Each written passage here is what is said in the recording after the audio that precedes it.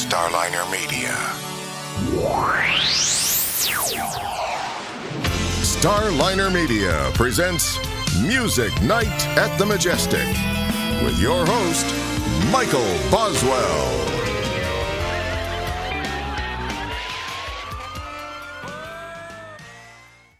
All right, it's time once again for Music Night at the Majestic, and with me tonight, Johnny Collas. Johnny, welcome to the show. Thanks for having me. Pleasure. Oh, it's good to be here. I'll tell you, it's a little, I got, it's a little early. This is as rock and roll as I get at 9:30 in the morning. Okay. 9:30. I'm just happy my eyes are open. Yeah, you betcha. Well, there was a time when I was crawling into bed around now, and they call them the good old days. But I'm glad the good old days are over. If you know what I mean. Yeah, but at least you got some good stories and memories. Yeah, I think so. The ones I can remember, yes. I'll tell you, as we often say on this show, every musician's journey starts somewhere. So for you, where does that journey start? Oh, goodness. You want to go way back to the dark dinosaur era? I could. Probably back in my hometown, Fairfield, Suisun, here in California. Like everyone else, rock and roll was kind of cool and stuff, but it was rather inaccessible until the Beatles came along. And four guys were doing it, and every guy in every high school across the country bought an amplifier and a guitar or a set of drums and wanted to be in a band, and I was no exception. So that probably kick-started it. It didn't take more than about a year to fall more in love with the Rolling Stones than the Beatles for certain reasons, and that's where I kind of led. I was a little edgier at 14 years old, if that's possible. Well, tell me this, Johnny. What instrument did you gravitate to first? Well, excuse me. I don't know. That's a strange trail. I actually, when I my first band, I wanted to be Paul McCartney, so my folks bought me a bass guitar.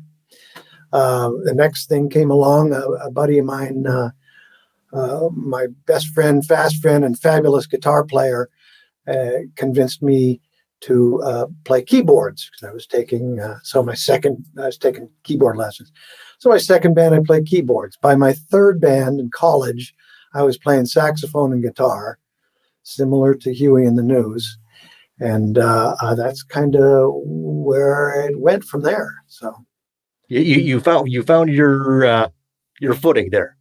Yeah, that's what I excelled in, and songwriting. Eventually, I realized you weren't gonna change the world or make a fortune playing sax and guitar. Hate to say it, folks, but I gravitated towards songwriting and producing, and I'm kind of the guy that wanted to do it all through my whole life, arranging and producing. And really, thanks to Huey and the News and our our team effort, I was able to do all those things. So, yeah.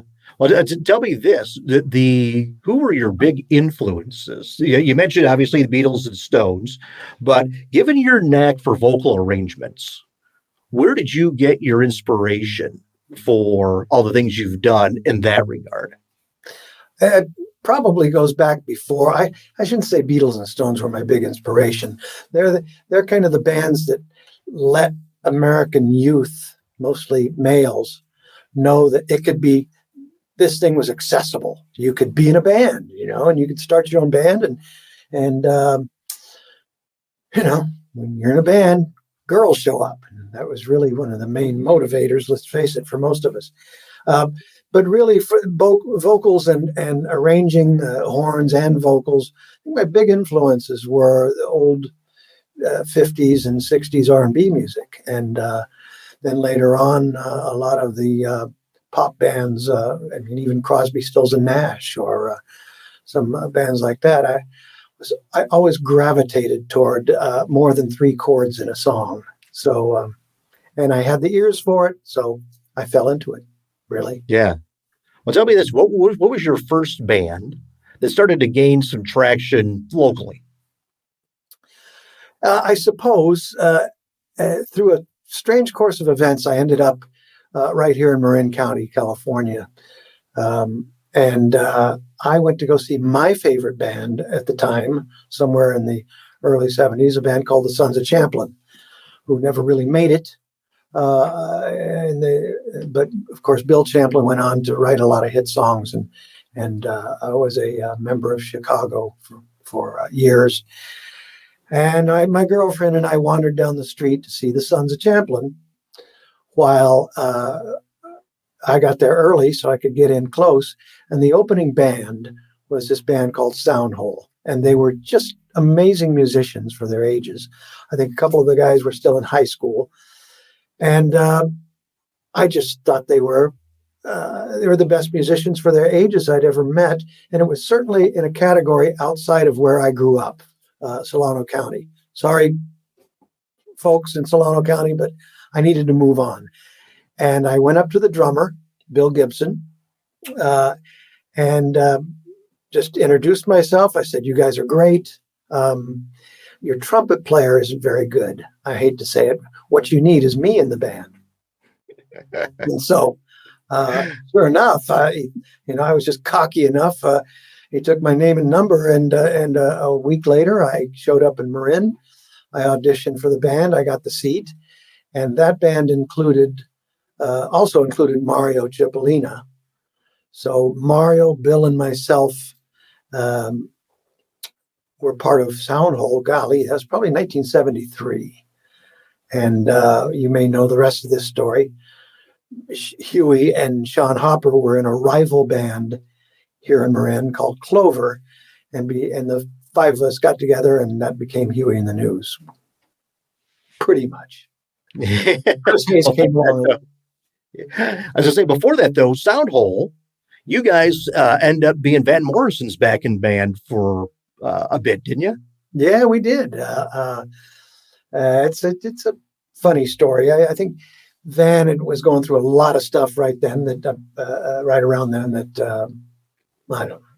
It doesn't really matter. But he canned his band, the Street Choir, and his road manager said, "Well, look, Van. He's got to keep moving, keep working." And his road manager suggested coming by and seeing Soundhole. We were playing at some little local place, and Van dug it. He saw Soundhole as this sort of white R&B soul thing, which I didn't see, but if he did, great. And he picked us up to do a little summer tour for about 2 or 3 months. He just really took a shine to us. I think if I remember correctly, we also played his 30th birthday party here in town with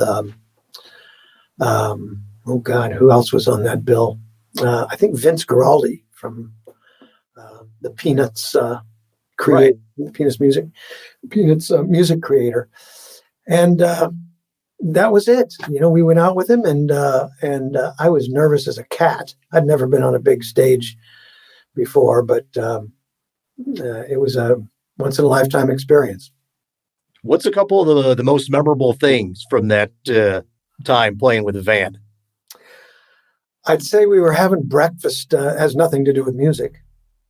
We were having breakfast in Minneapolis or something, and Van didn't want to join us for breakfast.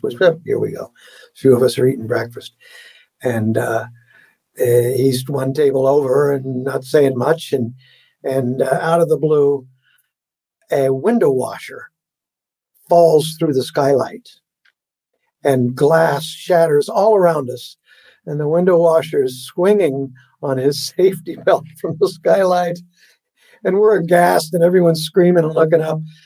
Van looks up, looks down at his plate, gets up and walks out of the room. I don't think anyone's ever told that story before. Well, that's a memorable breakfast. Yeah, I'll say. Yeah. A little more glass with those eggs, please.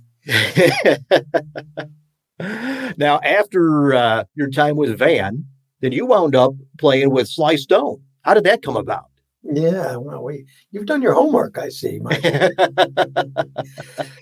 That was a strange course of events too. Without browbeating anyone, my friend John Foray and I got sort of unceremoniously released from Soundhole, and I had nothing else going. I was kind of dragging ass around Marin County and trying to write songs and get better on my instrument. And meanwhile, John keeps stopping by, and we were commiserating about the whole thing. And he announces one day he got a gig playing with Sly Stone, and Sly lives right up the hill from you. I said, oh, yeah, thanks, great, thanks for telling me. So get some lemon juice for that wound. That's right.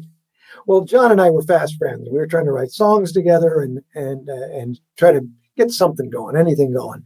He gets this gig with Sly. Now I'm really feeling, down and out. There's no Soundhole.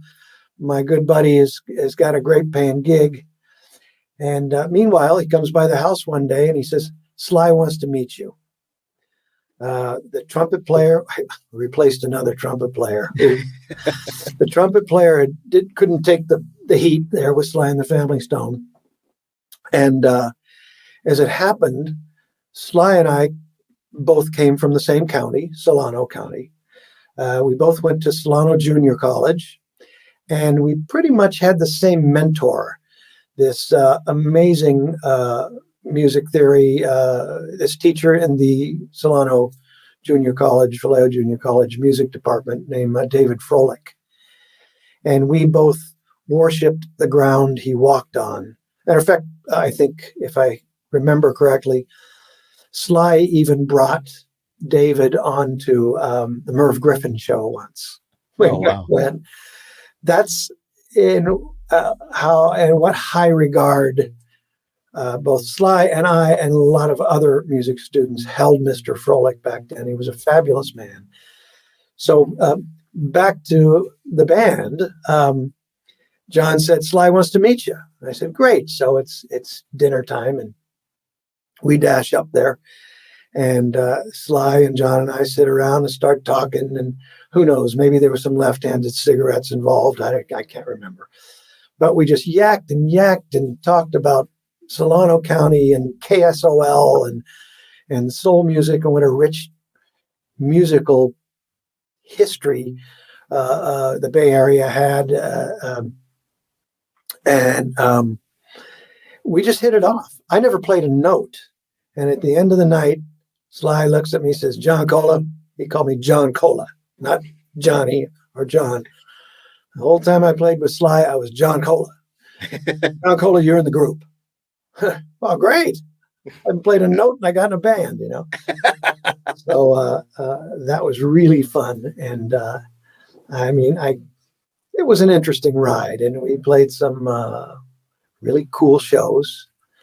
I gotta say, it was a wonderful learning experience. I think in the end, my takeaway was Sly probably taught me almost everything I shouldn't do in the music business, if you know what I mean. And we parted on somewhat good terms. If I can shall I ramble on about it? Oh, yeah, please do.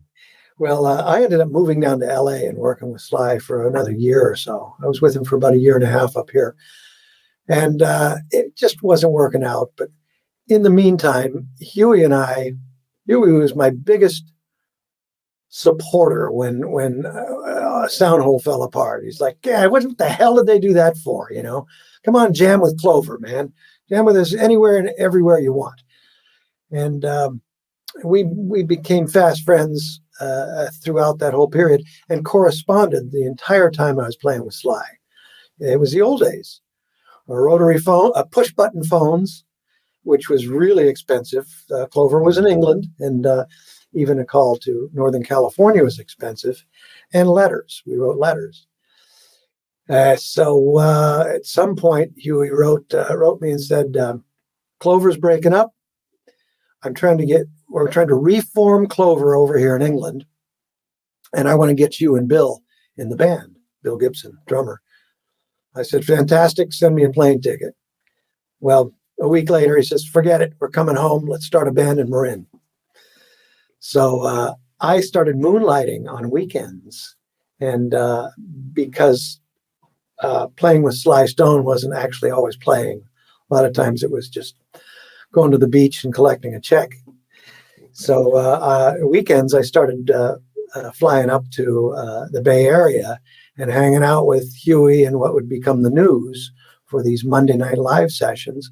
And eventually I just gave notice and came home. And that's sort of the beginning of Huey and the News. Yeah. Now, you guys actually went by American Express before the News, correct? Yeah. Isn't that for a short period before lawyers got involved? Yeah. I can't remember the order, but at some point in time, we also considered Huey and the Meteors. Bang. No good. What was another one? Oh, God, I can't remember.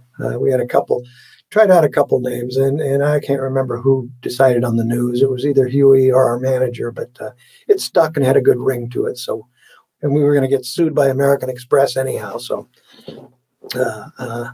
that was the history there. Yeah. Well, with American Express, Exodisco, how did that come about?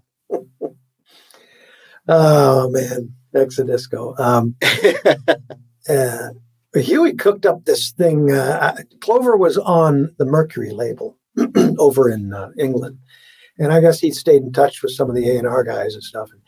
And he cooked up this deal for us. He got, I don't know, $5,000 or something for Huey Lewis and American Express to make a 45, as they called them back then. And I mean, we were sort of formulating. We were conniving on the side.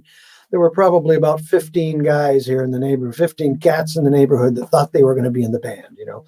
But we were really sort of contriving to get this thing together. And so we went in, cut Exodisco, got the money for it. It fell flat on its face over in the UK. But meanwhile, we had a little cash in our pockets, or certainly Huey did, and he spread that out a little bit, and it bought us studio time to go in and hone this band down kind of to what would become Huey and the News and make our first 3 or 4 song demo. And through the studio and the studio manager, Patty Gleason, she handed it off to our manager at the time. And no, he wasn't our manager at the time. She handed it off to a manager at the time. This guy was managing Pablo Cruz. And he took an interest in us and gave us, asked for 6 months to get us a record deal. And right there, the rest is history. We figured out what we were going to call ourselves and made a few more demos and got a record deal, got signed to Chrysalis Records. Yeah, you guys started with a 3-album deal, right? Yes. So now we're into sort of year 2 or 3 for that overnight success, if you know what I mean. Funny how that works. Yeah, it took another couple of years. Well, tell you, all you people out there to catch on. What took you so long? Well, the first album, self-titled, Huey Lewis the News, came out in 1980.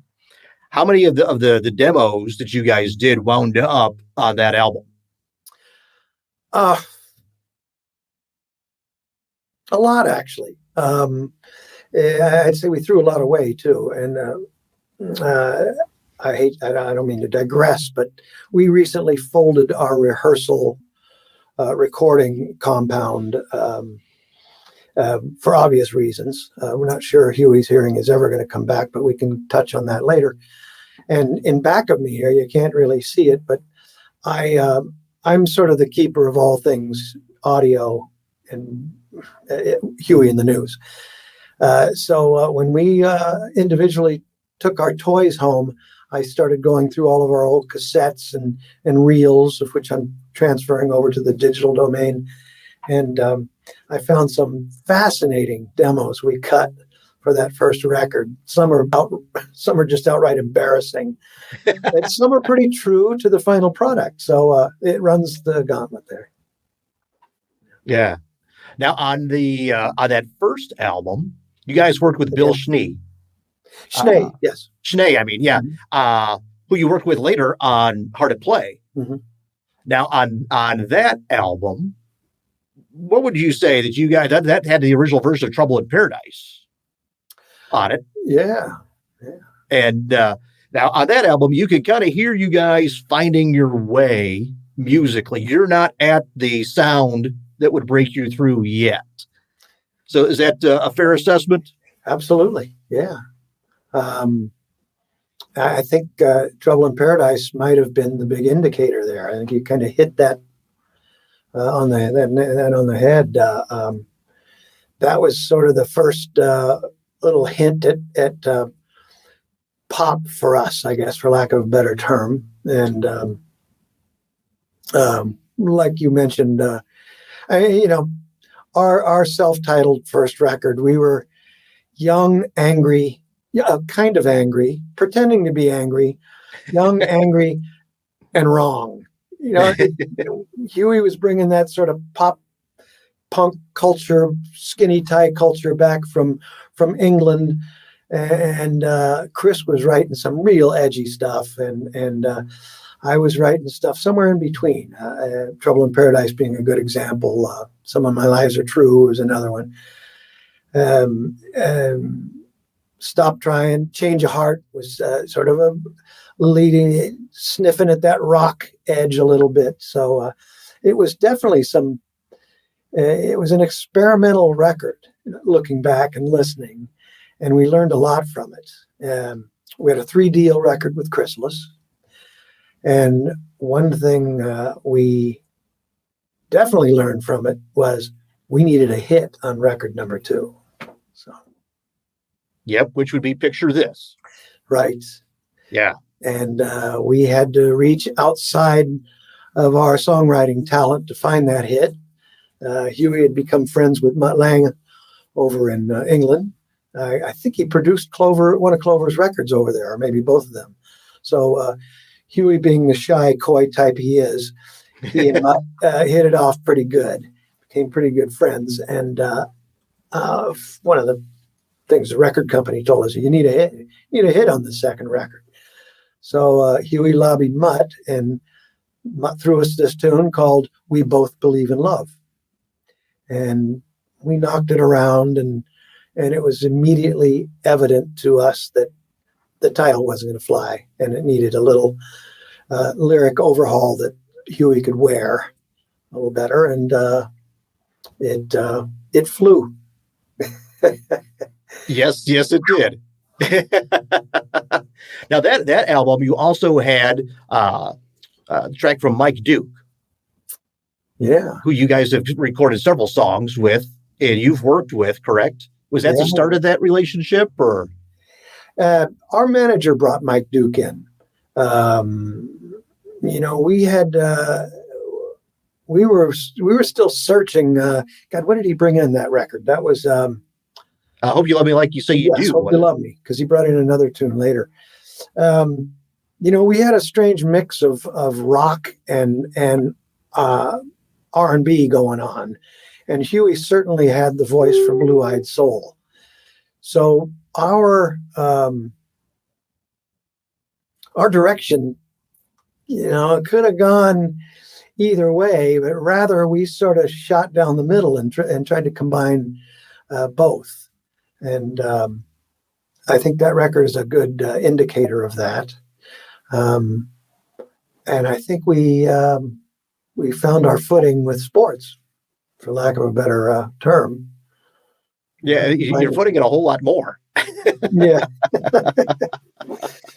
Well, could have used one more hit. Can't every band just use one more? That's all anybody wants. One more. That's right.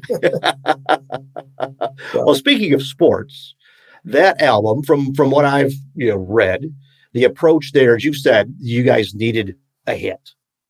And with that album, you approached it to where basically every track on there could be a single. and you wound up with was basically a greatest hits album.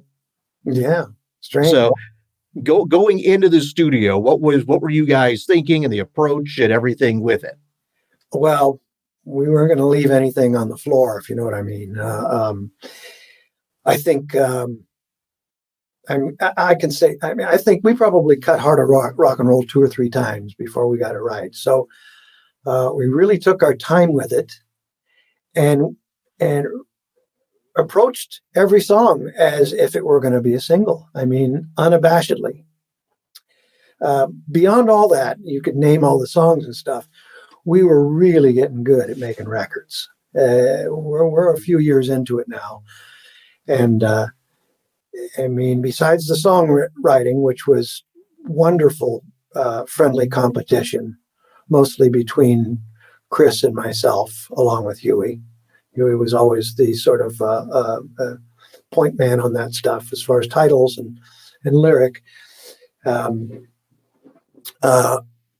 But yeah, and like I said, it was friendly competition, and but we were also all really pushing for the same thing. You know, if there was because of the democracy that Huey and the News was, every band member's opinion was respected and considered, and I think that's what that was very helpful in the end product, really.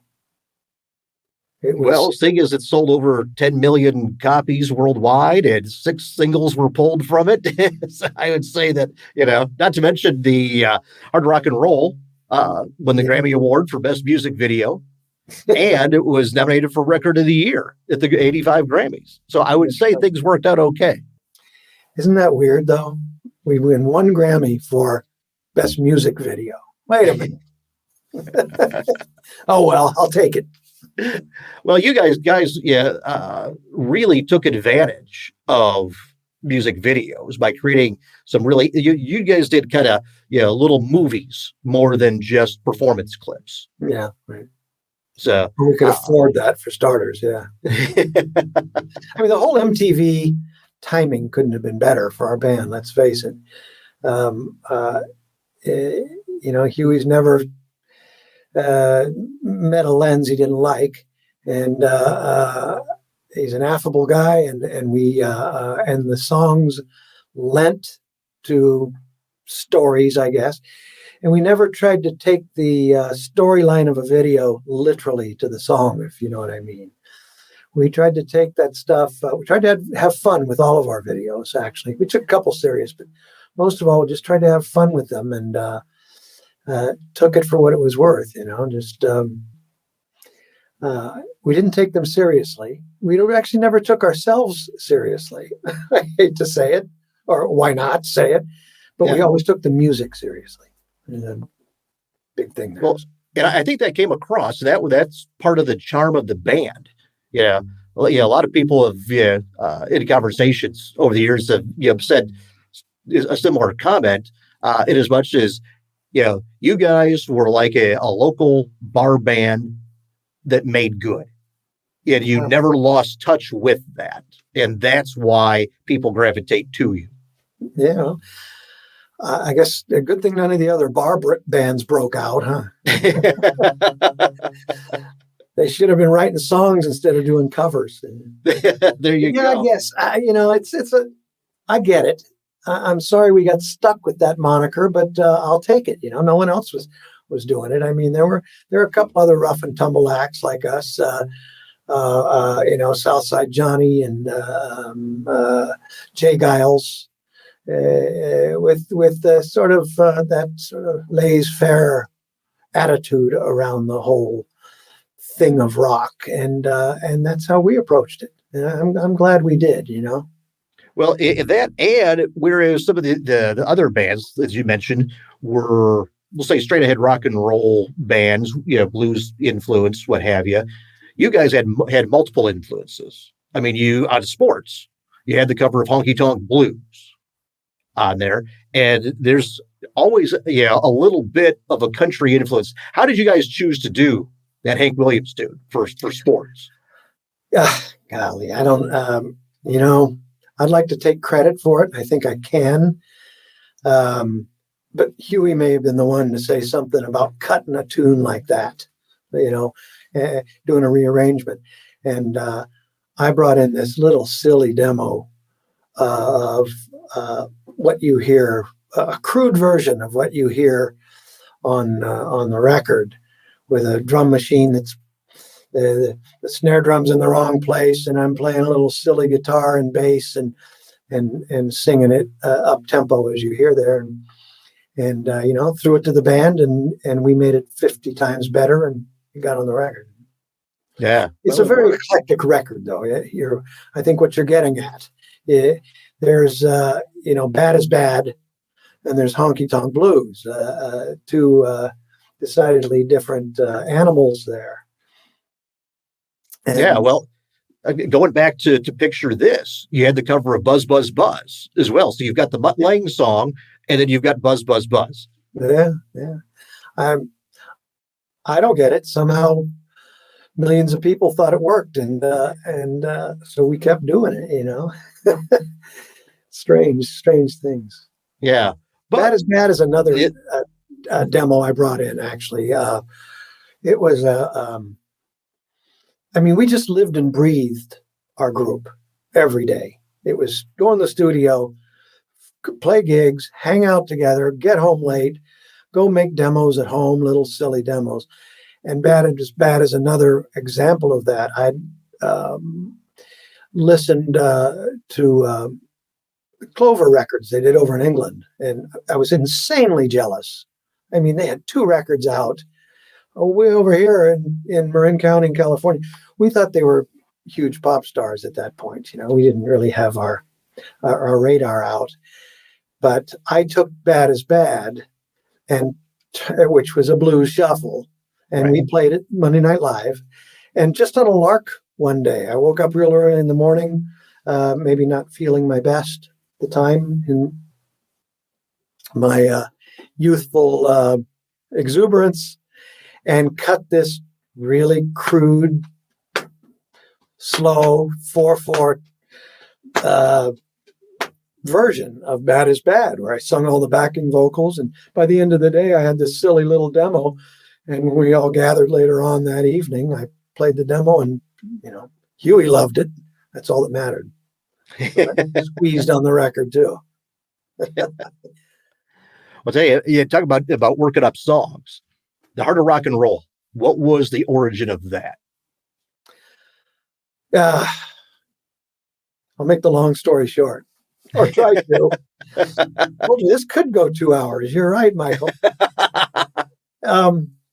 We were really finding our legs out there we were making okay records. And Do You Believe in Love pretty much allowed us to do more of a national tour.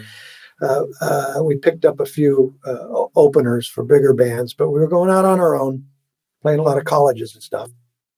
And we were in Cleveland one night, and rolling after the show, jumping on the bus and taking off after the show. And we just killed it, if I do say so myself. It's like, hold on, something's happening here. We were, we've got something going on. And we got back on the bus, and Huey had this idea for a tune. And he starts slapping his knees as he used to do. And he says, I got this idea. It's great. It's just a no-brainer. We can write this song in 5 minutes. The Heart of Rock and Roll is in Cleveland. And I went, Cleveland, yeah, okay. All right. So I think it was him and Mario or Bill, and they're in the hallway of the bus, and they're working on this thing, and I just kind of let it go. And I ended up back home not long after that, and the ball got dropped for a while. And I worked on it myself and brought something back into the band with the little synthesizer thing pumping in the background. Tick, tick, tick, tick, tick, tick, tick. So we were trying to make just a straight 4/4 tune different somehow. And once again, throw it to the band to make it better than a demo. And that's how it came about. Interesting. Yeah. Now, how about If This Is It?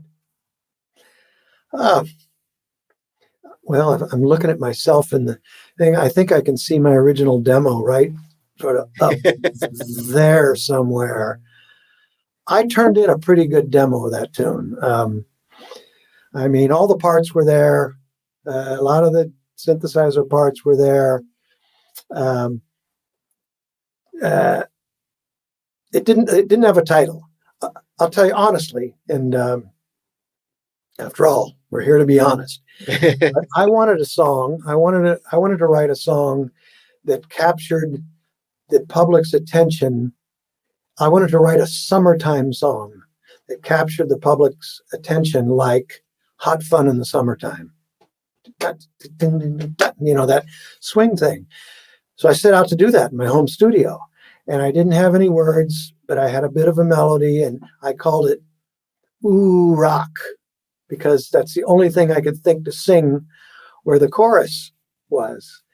And Huey immediately jumped on it and started piping off some lyrics there. And that one didn't take long, actually. All it needed was words. It pretty much had the music, and it needed a little better arrangement.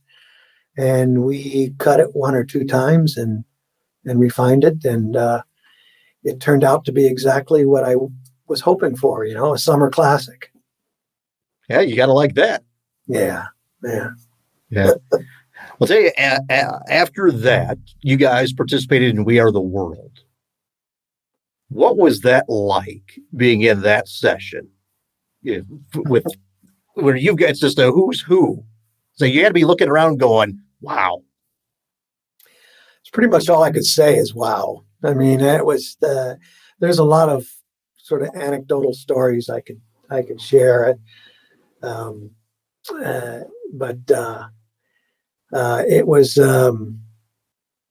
surreal, really, standing around and watching the lead vocalists rehearse their lines. Billy Joel sitting and playing piano, you know, and Stevie sitting next to him and talking it out, and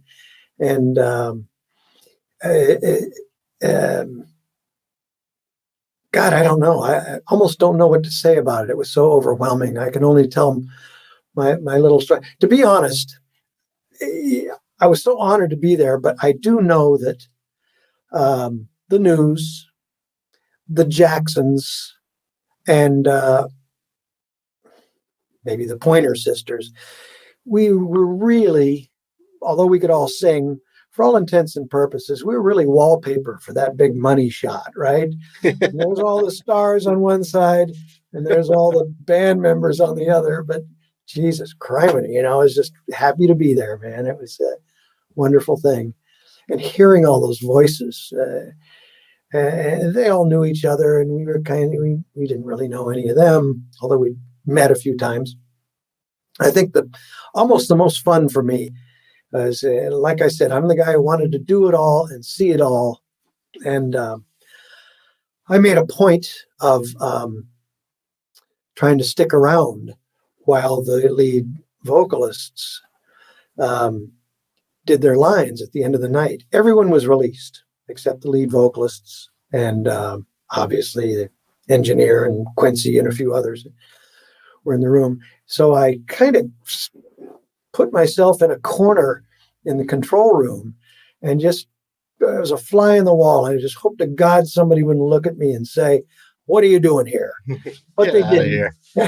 You know, I mean, there was no one in there. Me and another friend of mine, a friend of the band's, and, you know, at the time, Life magazine, probably a Melody Maker and a few other guys jotting stuff down, you know, men and women reporters. So for me, standing in that room and watching the interaction between Quincy and drawing these vocals out of these amazing stars standing in a circle in one room was breathtaking. I mean, it was one of the premier moments of my career. Absolutely. Yeah, I would think. Mm-hmm. So now you guys have got one of the biggest albums of the time. You're participating in We Are the World. And then Back to the Future comes along. Power of Love. What's the backstory on the song? Yeah. Well, as far as I know, I'm actually trying to put that whole history together for a bit of a Huey in the News biography. And I remember, I guess it was Spielberg, or we'd met with Spielberg down in LA ostensibly for this thing. I can't remember. But Robert Zemeckis, I guess, was the person that we had to okay the song, let's say. And Chris Hayes, like I said, friendly competition. But as time went on, became a little less friendly and more competitive because we're writing a lot of stuff. We're getting better at what we do. And we're trying to get songs on the records, and quality stuff. So Chris popped something out really quick with Huey. And I don't even think I got to hear it. I think it went right down to LA. I can't remember. Or did I ask for a copy? In fact, I'm trying to hunt down that original Chris Hayes, Huey Lewis demo of Power of Love. Huey goes down with the demo, maybe, or did he send the demo down? I can't remember. But Zemeckis came back with it's okay, but it could be a little more peppy. A lot of times when sometimes producers and movie producers and ad men and commercial men and women say things like that, you really don't know what the heck they're talking about. Peppy, faster, happier. What is it? What is peppy? Smile more when you sing. Yeah. So I took that, and so it was Huey's suggestion that Chris collaborate with me and cut another demo. And besides a new arrangement, I think my biggest contribution to the tune, which is why my name is on it, is what became the intro, the music behind the chorus, and the outro, and probably an arrangement or two in the middle. I can't remember, but it's ba ba dun dun dun dun dun. And that contribution became, in a strange way, almost as meaningful as the verses and stuff. So I thought it was worth something. And so I digress. So back to the text. So we worked up another demo, just Chris and myself, and with Chris singing, I think it was. And we sent that down to Zemeckis, and he goes, "Perfect, that one's peppy."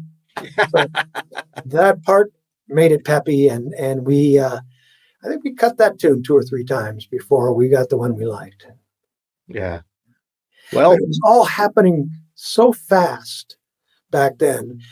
We were like a streamlined machine. We were getting so good and at the recording process and knowing what fit us and what didn't. And it was just, it was all by committee, although Huey always had the last word, and rightfully so.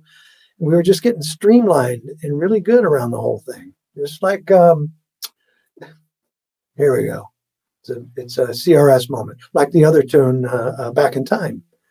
I mean, I barely remember cutting that thing. It happened so quick. Wow. Well, you guys had a few things going on at that time. Pardon me? You had a few things going on at that time. Yeah, besides the touring and keeping the home life together. And now all of a sudden we're starting to have babies and, responsibilities. Yeah. Right. Tell me this. Did you get to go to the Academy Awards when you guys were nominated? I did, yes. What was that like? Well, it was a little controversial for the band because we were this, democracy and all for one, one for all. But when it came down to seating, only the songwriters were allowed to sit, and our wives or girlfriends. Oof, that's hard to remember. Sorry, ladies. It was a long time ago. Were allowed to sit down where we could, close enough to the podium where we could receive an award. And the three other guys in the band who didn't participate in the songwriting and their wives or girlfriends had to sit in the back of the room. So that was a bit of a pisser with the band, but we got over it. So I can, it was breathtaking. That also was breathtaking. There's Ernest Borgnine, and there's Lee Marvin, and I could go on and on, and we performed Power of Love, if I remember correctly, at that. Yeah, we did. I think so. We performed it at the Academy Awards. Because some of this stuff was just a blank. It was so overwhelming. I do remember a moment, and I don't know, Huey says he doesn't remember this, but maybe we were all a little nervous. And I'm sitting there, and it's my wife is between the two of us, and I leaned over and I said, "We're not going to win." And he goes, "What?" I said, "We're not going to win." He says, "Why?" I said, "Because all the winners are within 4 seats of the aisle." He goes, "What?" And sure enough, Lionel was in seat 3, So Lionel Richie took home the Academy Award. I don't know if it's true, but it makes a great story, right? Well, from a logistical standpoint, it makes sense. Yeah. I'll have to go back and look at it and see if it's... I'll actually have to watch next year and see where the winners are coming from. Hey, good point. Yeah. Well, as we were saying, you guys had all this stuff going on at this point, the touring, the movie, what have you, studio, and yet you found time to sing background for Heart on a couple of their big singles. How did that come about? Yeah. Ron Neveson, a great producer, and actually we've remained friends since those days.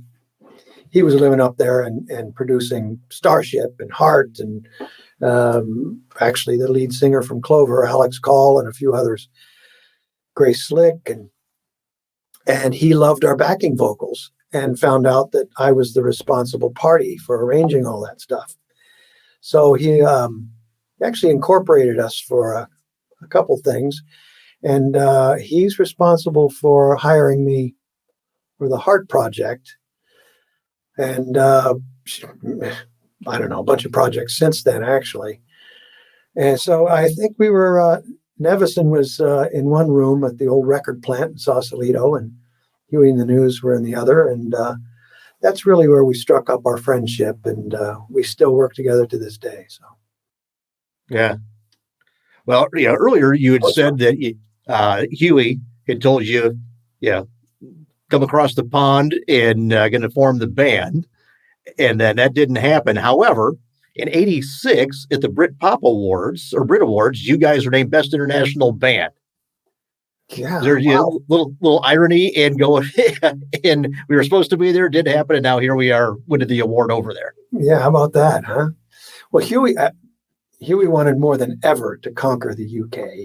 He'd gotten snubbed once, and and he had a real affinity, obviously, being Irish, and fast friends with Philip Lennon.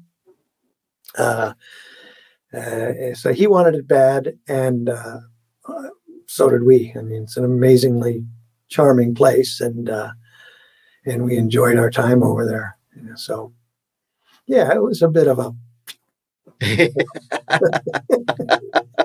And we met some great people. I mean, I got to meet Phil Collins that night. I got to meet Sir George Martin and a host of others. So that was as exciting as the Grammys or any other awards assembly, as far as I'm concerned. What did you talk to George Martin about? Nothing. I was stunned.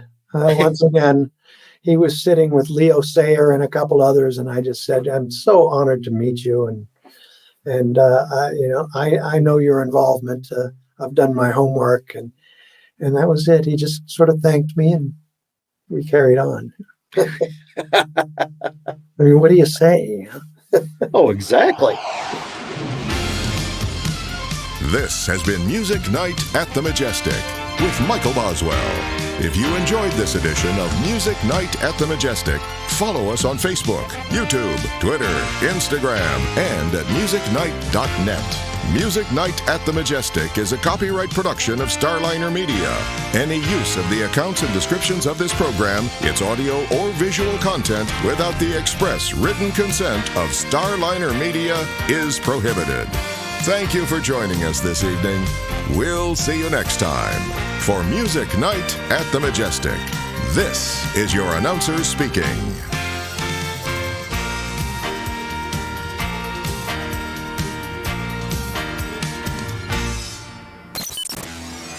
Starliner Media.